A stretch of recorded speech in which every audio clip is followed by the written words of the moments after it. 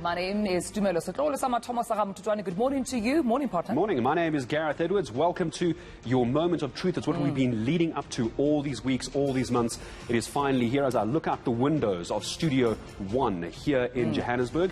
No umbrellas, it looks like in Joburg for you, but maybe in other parts of the country. We'll check in with the weather service a little bit later as well for you. Quite important that is. Of course, the big day is officially here, and South Africans are expected to get ready to cast their ballots for a political party or an independent candidate of their choice to, of course, run the local municipal elections. Yeah, reporters fanning out across the country throughout this morning and throughout today as the updates continue to come in as we all get ready to make our mark. Just a quick reminder, by the way, you may have heard this, because I see you holding your pen. Right. The IEC asking, if possible, for you to please bring your own pen with you. Now, normally we wouldn't ask that, but because of COVID-19, there's a call for you to bring a black ink pen. Keep it on you. We don't want to be sharing pens if we can avoid it. But I think let's start with, first of all, Slindelo, Masikane and Dasen, Thathiah for us. Dasen in Durban. We'll speak to you, Dasen, in a moment. But first... Yeah, of course. Let's start with Dasen. Good morning to you, colleagues. Dasen, you are out in KwaZulu-Natal. I mean, just behind you there, I can see what looks like a police nyala. I might be mistaken. But from where you stand, how's it looking? What are we expecting this morning? But I think I'll start by telling you the story of the weekend, because that was effectively the dry run for today, for the big day. It was where the special votes were being cast, and the KwaZulu-Natal province was dealing with just fewer than 170,000 of those. But if the weekend was anything to go by, I can tell you that authorities and the IEC officials will have their hands full. They're dealing with about 4,900 odd voting stations here in the province. And yes, you are right. That is a police armored vehicle behind me, because this is the Results Operations Center in KwaZulu-Natal. This is part of the deployment that the SAPS has in the province. You'll know that KZN is one of those provinces that has been watched very closely because of the risk associated with this area. I mean, yesterday when the police minister was here visiting some of the hotspots, one of the things that he was saying was that almost half of those hotspots come from KwaZulu-Natal. And the majority of them are here in eThekwini, where I am now. So as a result of that, there were over 18,000 security personnel deployed to keep this place safe.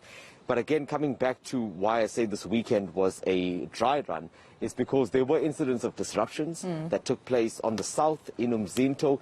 There, the special votes did not continue at all because the community members were protesting over a councillor candidate there. In the west towards Camperdown, that was where there were also disruptions at about 7 voting stations. Also, the SAPS needed there to intervene. So certainly going forward into today, there are police members stationed at all of these voting stations. The high-risk ones have a higher number of police officers. I want you to listen in to what the Provincial Commissioner in KwaZulu-Natal said yesterday, General Nhlanhla Mkwanazi. He was talking about these deployments that I'm mentioning to you now. In the province of KwaZulu-Natal, out of a total of 4,940 voting stations, there's a total number of 120 high-risk voting stations that have been identified. We have a total of 815 medium-risk voting stations, and there's a total of 4,006 voting stations of low risk. And we are expected to deploy, in terms of the category of those risk profiles, there's a minimum number of deployments that we put in place to assign to those voting stations, and the total number of deployments that we've put aside for that purpose is 11,986, Minister. So those are the total number of members that are going to be deployed at those voting stations. We have also a contingency number of police officers and security forces that are going to be available, that are going to be mending the district warehouses of the IEC, and also those that are going to be available to assist with crowd management situations if they arise, and any other incidents that will require investigation. We'll have dedicated a number of detectives that are deployed for investigating all cases that are involved in relation to these elections. So in total, Minister, we have 18,460 security personnel that are going to be deployed in securing the local government election 2021. All right, let's go ahead over to Slindelo Masikane now as well. Dasen, Thathiah, thank you for you. We'll come back to you a little bit later. Slee, let's talk about Johannesburg for the moment. Special votes, as we heard, issues down in KZN. Before we talk about the polls opening up in less than 2 hours where you are, what is the latest you've been hearing? How did special votes go? Any issues? And how's it looking for this morning? Well, certainly, Gareth, we know that this weekend, in terms of these special votes, was the precursor to voting day today. And the special votes had a greater significance this year because of the COVID-19 pandemic.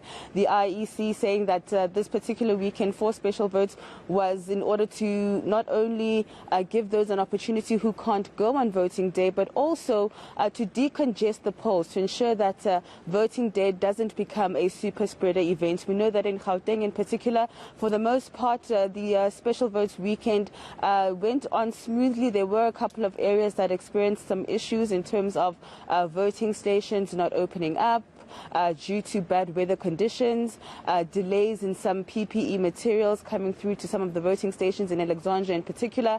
But for the most part, overall, certainly it was a successful weekend in terms of special votes. But we know that, of course, Gauteng is the most contested area in terms of these municipal elections. And if I can just take you through the numbers, Gareth, we know that the over 26 million eligible voters that will be making their way to voting stations today will be electing over 10,000 councillors who are going to take up seats in 257 different municipal councils, which comprise of 8 metropolitan councils, as well as 44 district councils, as well as 205 local councils. We also know that Johannesburg in particular is the most contested municipality with 56 political parties that are on the proportional representation ballot. We also know that today, of course, we are expecting a number of leaders across Gauteng,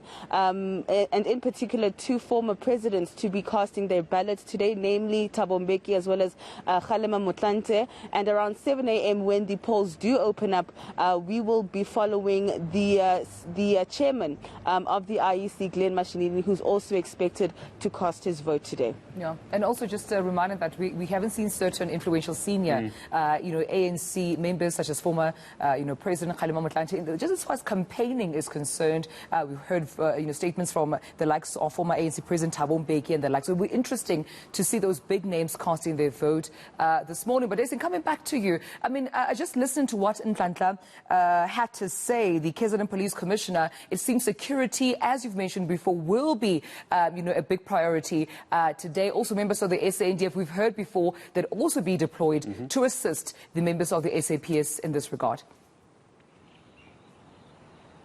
Definitely. And remember, in KwaZulu-Natal, I think many of the residents here are suffering from the hangover of the July unrest. So there's a lot of anxiety and a nervousness around that, particularly when it comes to the public infrastructure. You've seen what happened then. So I think here, as a precaution, the SAPS and the other security personnel have taken all of that into account, and they want to ease that anxiety and encourage people to come out and vote today, saying that they have the situation under control. So the SANDF's role here will not be to police the voting stations. They won't be present there at all. Where they will be, though, is on national roads, at the toll plazas, any public facilities, and that's what they will be looking after during this process. But apart from the obvious security concerns and risks of community protests and violence, the IEC is also dealing with other issues here in the province, which hopefully will be resolved or have been resolved. Yesterday, there were 2 incidents that came to our attention.